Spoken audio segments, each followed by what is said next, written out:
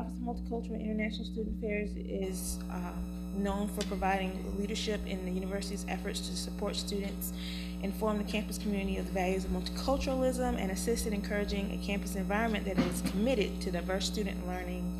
Today's program will highlight several aspects of the Holocaust and its impact on the world. In addition, we will learn more about the Wallenberg Effect and its role that it played during the Holocaust. In our attempt to increase cultural awareness in our campus community, we hope that today's event will foster inquiry and contemporary issues raised by the study of the Holocaust, worldwide genocides, and human rights. The Multicultural Advisory Board, made up of faculty, staff, and students, is very instrumental in ensuring that programs such as these will continue to thrive here at Francis Marion. If the board would stand at this time and be recognized.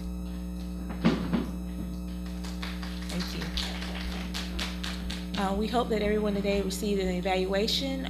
We would like for you to complete those evaluations on your way out, and you can leave them at the registration table. And we hope you enjoy the program. Thank you.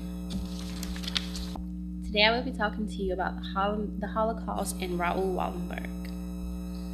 Approximately 6 million Jews were executed during the Holocaust.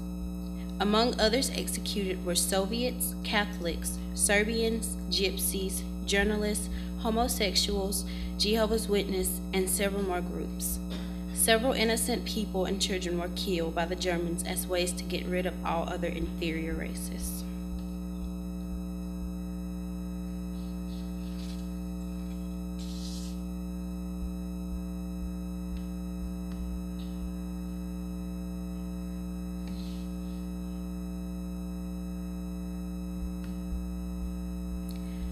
The Germans created Aryan paragraphs in the Nuremberg Law as ways to strip the Jewish people of their citizenship.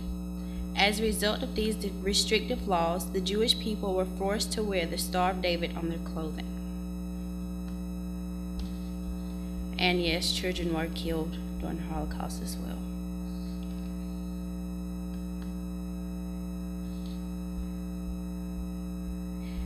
Jewish people were also often arrested and transported to concentration camps for no apparent reason at all.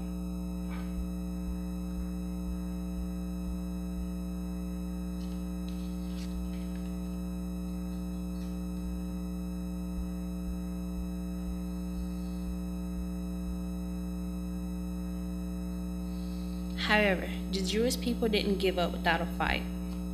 Raoul Gustav Wallenberg was born on August 4, 1912. He was born to a Swedish family of bankers, diplomats, and army officers. His father, Raoul Oscar Wallenberg, died just 3 months after his birth.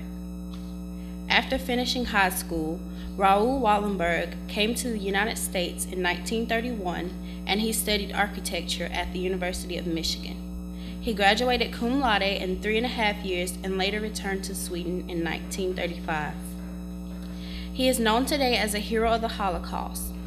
He was a Swedish diplomat who saved thousands of Hungarian Jews, and he established several safe houses in Budapest and used the safe houses to rescue over 30,000 Hungarian Jews. Raoul Wallenberg used a by any means necessary tactic to rescue several thousand men, women, and children. His tactics included payoff and briberies, and he worked with Nazi army officers to help rescue some Hungarian Jews.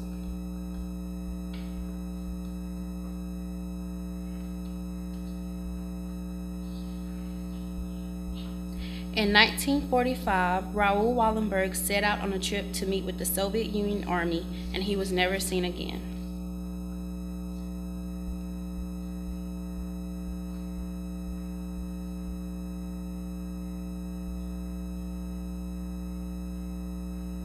On February 6, 1957, the Soviet Union issued a statement explaining his death on July 17, 1947. It is believed that he died from a heart attack, but no one is certain. However, he is and will forever be considered heroic for the thousands of lives he saved and his tactics used.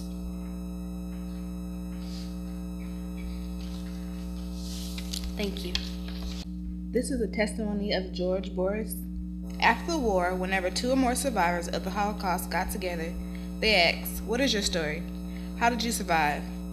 Everybody had his own miracle, which was more exciting than any other action movie. I myself was captured 11 times by the Hungarian Nazis and went from one hiding place to another until I was liberated by a Russian soldier. This is the story of how my mother was saved. It was November 27, 1944, in Budapest, Hungary. It was my parents' wedding anniversary, and I was 14 years old. My parents and I were living in a special house set up by Raoul Wallenberg to protect us from the Nazis when suddenly we were herded together by the Nazis and sent to the unused Buddhist brick factory. All of our valuables were taken, even my parents' wedding rings. At the brick factory, my mother and my father were selected to go on a death march towards Germany, where they could be killed if they survived the march. I was selected to go to the Budapest ghetto, where all Jews in Budapest had to live, which meant that I might live. We were desperate. I noticed a man arguing with the Hungarian Nazis and guards. This was Raoul Wallenberg. He told the guards that all women over the age of 40 must be allowed to go to the ghetto rather than be forced to go to the death march. My mother was only 39 and looked about 25. I ran to Wallenberg and begged him for help. The guards asked for my mother's papers, but Wallenberg interrupted and said, "I know this lady. She was a guest in our house in Sweden, and she is over 40. My mother was saved and was sent to the ghetto. It was because of Raoul Wallenberg that my mother survived. My father, a very courageous man, escaped from the death march after walking a few miles with them. Later, my mother and father and I went to Canada and lived there for the rest of our lives. When I got married and I had a son, we named him Raoul." The testimony of Marion Benet. I was born in Hungary in 1933. At the age of 7, we moved to Budapest. We were very poor. By 1938, there were many political changes. The first law against the Jews were passed. Adolf Hitler promised to get back territories from Hungary lost in World War I. If Hungary agreed to eliminate Jews from all economic life and public life. Soon other laws passed. Restrictions against Jewish and Christian marriages were put into place.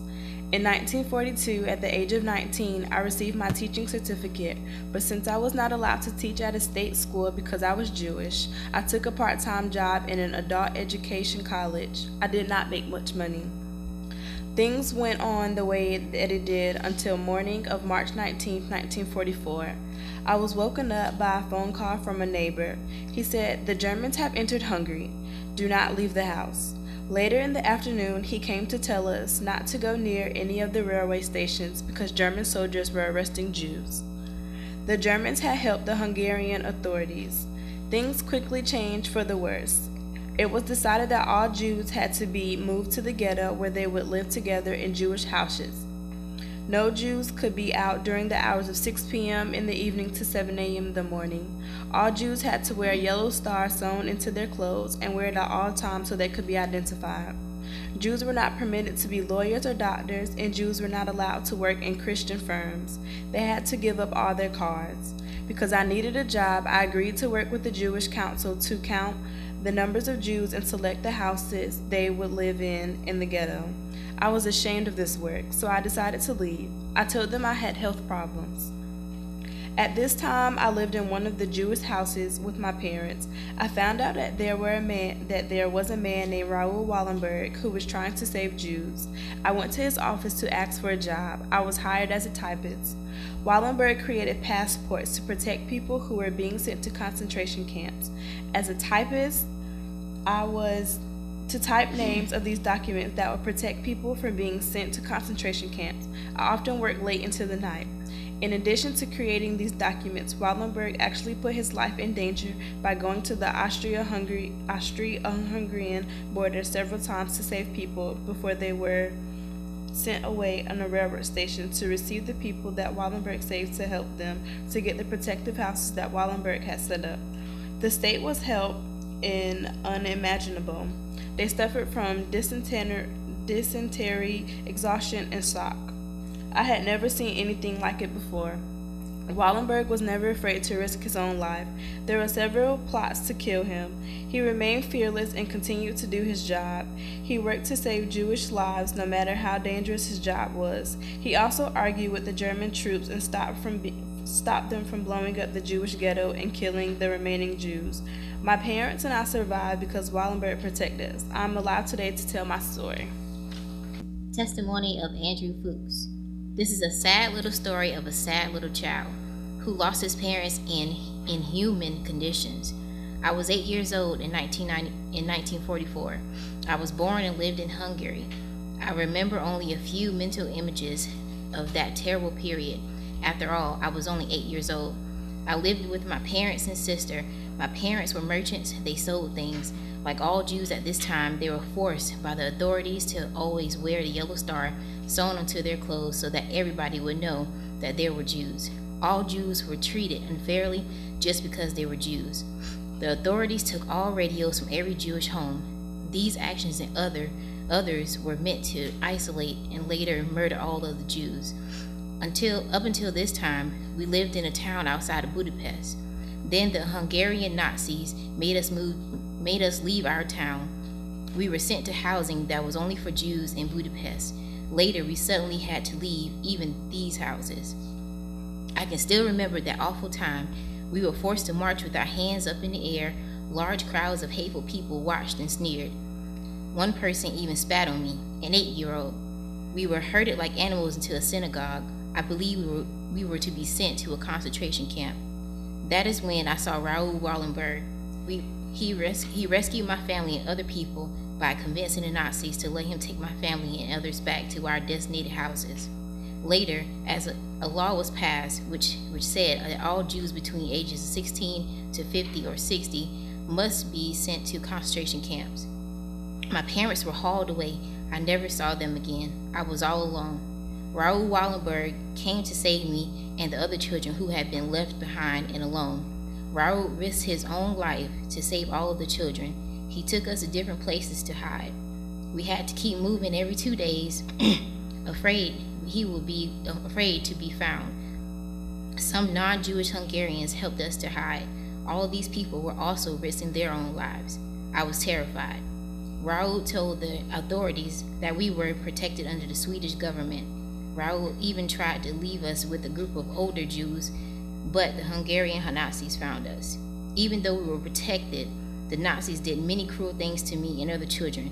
They pretended that they were going to execute us by lining us up in front of a wall and then left us standing. We were terrorized. Once they poured cold water over me because I fell asleep while standing on the wall. I saw many elderly men murdered. When Raoul found out about what was happening, he started to move around again from places to place. Finally, he took us to a building that was supposed to be safe, but it wasn't safe there either. Hungarian Nazis found us and continued harassing and terrorizing us. I saw a group of teenagers who were caught trying to escape executed. Fortunately, some of us did manage to leave this horrible place. The Soviet army finally liberated us. Raoul Wallenberg was a truly righteous person. Without his help, I would not be alive today. Well, we just heard what an amazing person Raoul Wallenberg was, and some of the tactics that he used to free the Jews who were persecuted by the Nazis and who more than likely would have been killed had he not been there. In 1997, an article was written called Profile of a Leader, the Wallenberg Effect. And so the Wallenberg Effect explains what traits of leadership, what traits of a leader Wallenberg used in order to influence or to convince the Nazis to listen to him and to go along with what he said without any real defensive measures, without arms or anything. So I'm going to cover what the Wallenberg Effect is. So first we need to figure out, what is leadership? Well, leadership is movement in a resistant medium.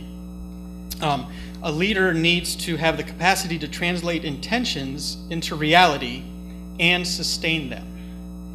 And a leader needs to create a new reality for the purpose that they serve.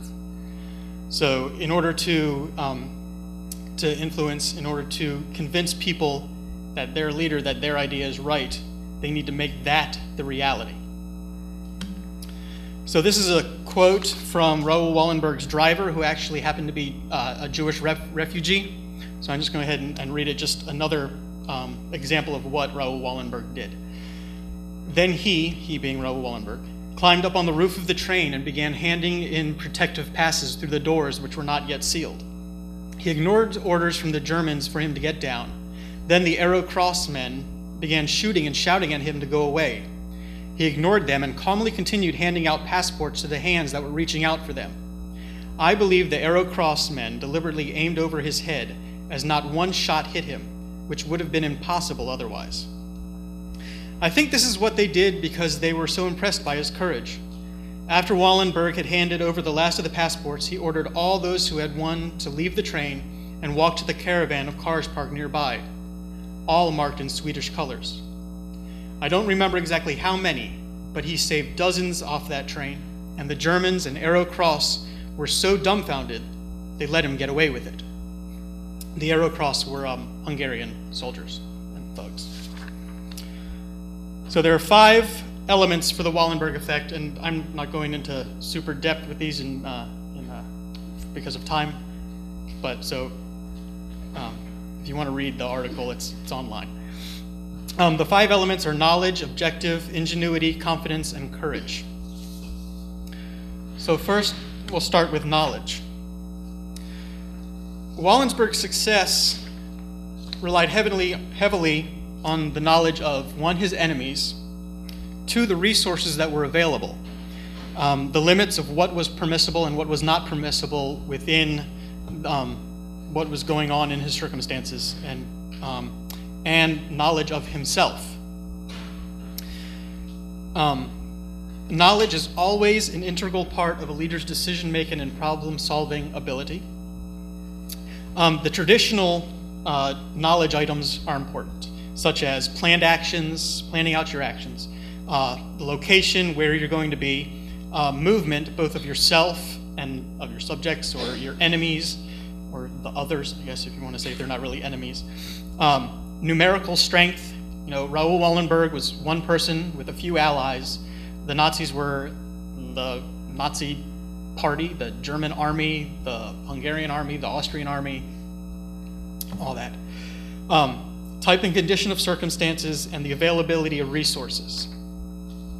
But it also includes subtler information, such as Wallenberg understood what his enemies thought and what they felt. He got to know their tactics, what they believed in, what they comprehended and what motivated them. He knew which buttons to push in each situation, whether he was dealing with a common soldier who held deference to authority and fear of power, or whether he was going to an army officer. He knew how to deal with them, and this enabled him to bluff them. He understood the rules of the game. He understood how they applied to him, how they applied to his associates, the people he was working with, and how they applied to his enemies. He was a situational leader. He was able to adapt to the situation, to adapt to each circumstance. And he demanded and obtained authority. He resorted to deception, bribery, threats, and he was able to invoke Swedish immunity. He knew himself. He had a grasp of his own talents and weaknesses and how they fit in with his opponent's talents and weaknesses. So he was like a game of chess. He knew how to play the game. He accomplished things using his bravado. He used intimidation and illusion. Not all the passports he handed out were actually passports. Because he was in Hungary and the Nazis were from Germany, mostly, they couldn't understand Hungarian. So he would go around to the different people and say, you know, give me that piece of paper. And they'd give him whatever piece of paper they had, whether it be a library card, a sales slip, a receipt from their laundry that they were picking up, and say, yep, see, these are their papers, because they were all written in Hungarian. The Nazi soldiers had no idea, and they just believed him because he exuded that confidence. But with the bravado and intimidation, the writers of this paper said that leaders shouldn't always act this way. He was able to pull it off because it was essential to fulfill the objectives that occurred in these extreme circumstances. He knew himself because he was able to become himself. So as a leader, you should become yourself. Becoming a mature leader means becoming yourself. In order to grow as a leader, you should reflect on yourself, put your values in perspective, think about the task that you need to accomplish, and then influence others to get the job done. So as you look inward on yourself, you get to know yourself, you get to know your values, you can then apply those values to the task that you're trying to accomplish. And when you have all that together, you can then influence others and convince them that what you're doing is right. Or, and leaders shouldn't sit back and take just an observational role. Leaders should be foot soldiers who battle for the ideals that they believe in. Leadership has less to do with using others than with serving others. To be a good leader, you just don't use other people. You're serving them and you're doing things for these other people. Servanthood is the key to successful leadership. So all that falls under knowledge. Going on to the second element of the Wallenberg effect is objective. So every leader needs a clear, specific objective in mind at all times. It should be their destination, where they're trying to get to. And vision. What is vision? Vision is having an acute sense of the possible. So leaders are able to focus on what needs to be done, and it's like they're looking at an objective through a powerful telescope. They should focus on that one objective and kind of block out everything else. But a clearly defined objective is essential. They shouldn't just have a broad, overlay of, we want world peace. No, you need to narrow it down. And effective leadership is not neutral; it is deeply emotional. Leaders should hold a sense of mission, and they should have a deeply felt belief in the worth of the objective. If they don't exude that confidence and show that they're deeply involved, then the people that they're trying to lead will see that they're putting up a false front and not believe them. Leaders should study the foundational works of their nation.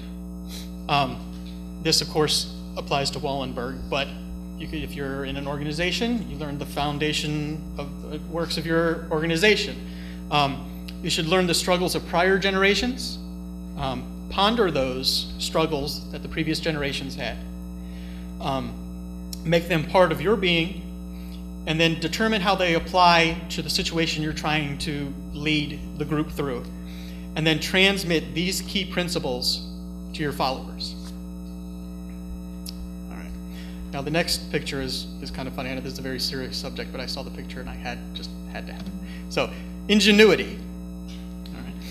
All right. There's actually a really good quote in the paper that I'm just going to read verbatim for ingenuity. Where only unquestioning obedience is valued, and where only strict adherence to rigid procedures is allowed, inflexibility and predictability are the consequences. So ingenuity, it makes surprise possible. It allows for quick adaptation and reaction. There's a Yiddish phrase out there, which Yiddish is German or European Jewish kind of culture, and it says, "Man plans and God laughs." All right, you can make the greatest plans in the world. You get out there, something's going to happen. And if you don't have ingenuity, if you don't have the ability to adapt and change, then you just hit a brick wall and that's it. You might as well turn around. So like I said, to succeed as a leader, creativity and adaptability are essential. Wallenberg had virtually no tangible resources and few allies.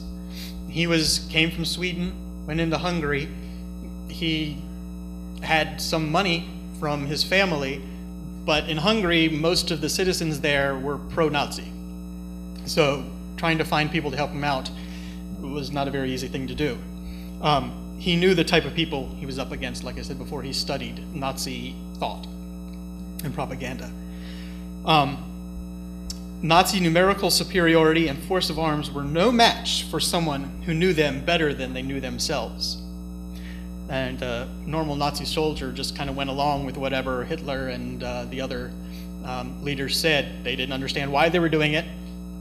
Wallenberg studied and knew why they were doing it and how to get in their head and play that game.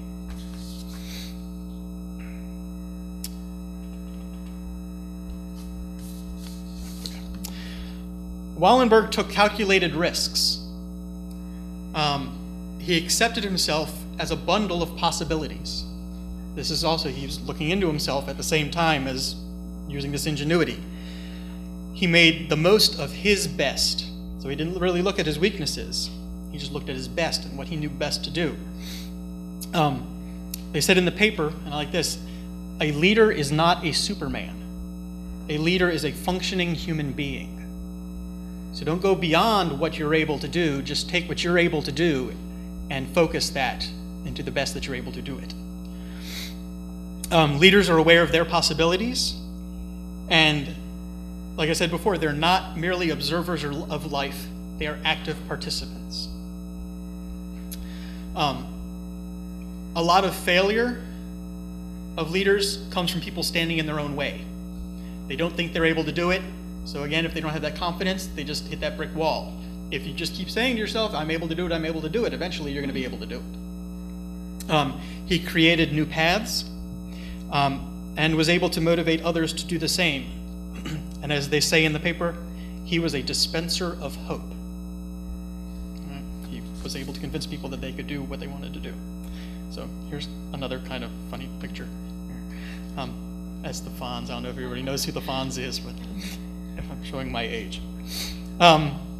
Confidence. This ties in closely with courage, which is the next one. I was actually going to use the picture that I have for courage for confidence until I found the Fonz. Leaders create an environment where ideas can flourish. Some people say that you're born with confidence, but the writers of this paper say you can actually learn confidence and courage. A leader must be self-confident and have faith in themselves and others. So again, you're a leader, just don't try to do it by yourself. You're there for others and helping others. You have to have a solid sense of self.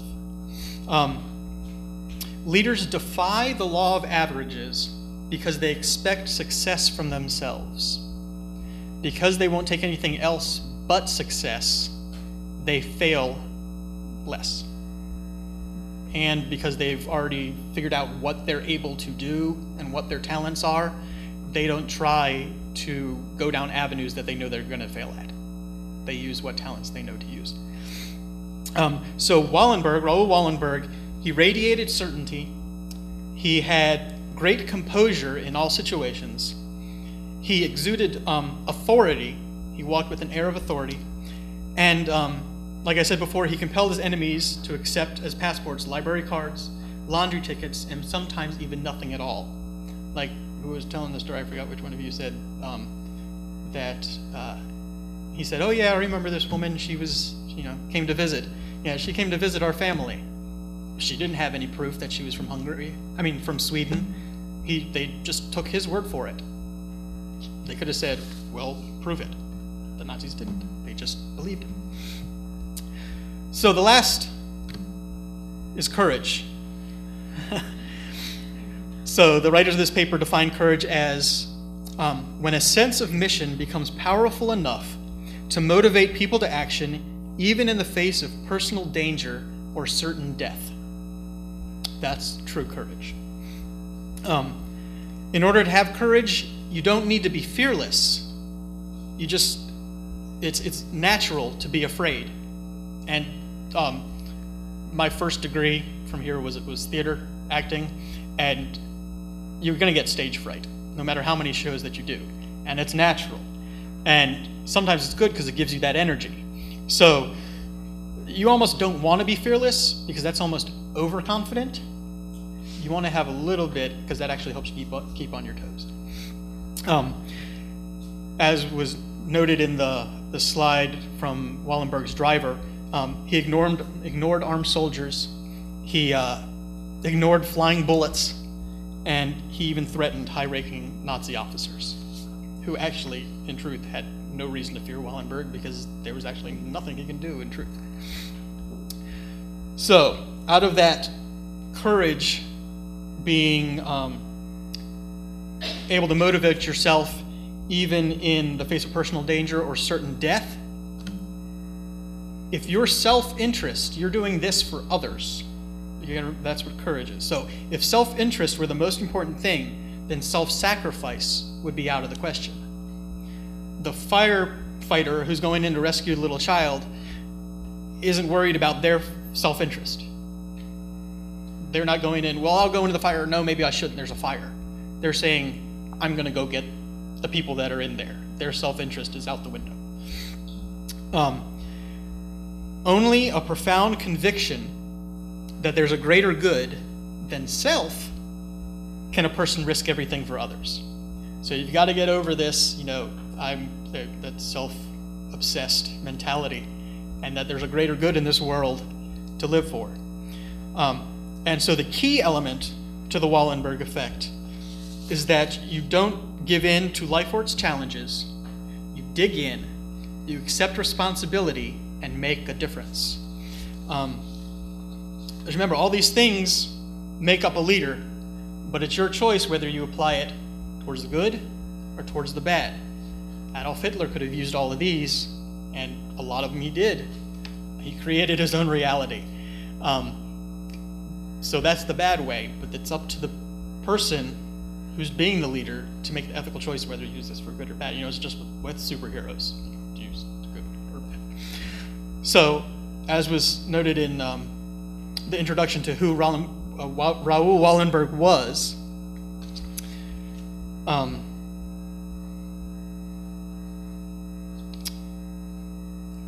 he went to the University of Michigan and received a degree.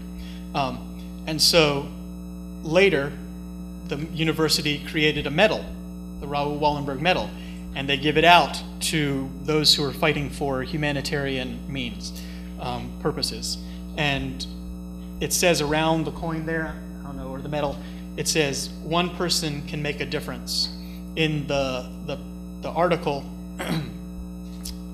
that I did the presentation on, they actually said that on the medal for Wallenberg, so there may be another medal out there, I couldn't find it, I did a search. It has at the bottom, whoever saves a single soul, it is as if he had saved the whole world. And that comes from the Jerusalem Talmud, which is a Jewish commentary on the Torah, or the Jewish Bible. And so that's kind of, the mentality that Wallenberg had, that whoever saves a single soul is as if he had saved the whole world. The street outside of the Holocaust Museum in Washington, D.C. is named after Raoul Wallenberg. In Israel, Yad Vashem, which is the Holocaust Memorial, he's regarded as one of the righteous Gentiles. And so that is why we thought it was important to bring to everybody's attention who Raoul Wallenberg was and what he did and what the Wallenberg effect was and how to be an effective and ethical leader. What we're going to do now is there are 6 candles over there. I'm going to dim the lights. Actually, the lights are actually probably going to go off because the dimming doesn't really work anymore here. But the 6 candles represent the 6 million murdered, 6 million who were slaughtered.